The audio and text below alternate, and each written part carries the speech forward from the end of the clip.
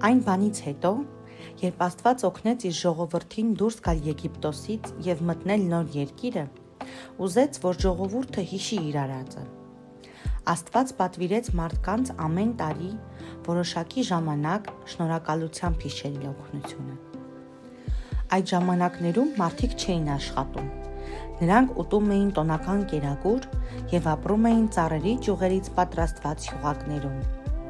Հյուղակները հիշեցնում էին այն օրերը, երբ հրեաները ապրում էին վրաններում։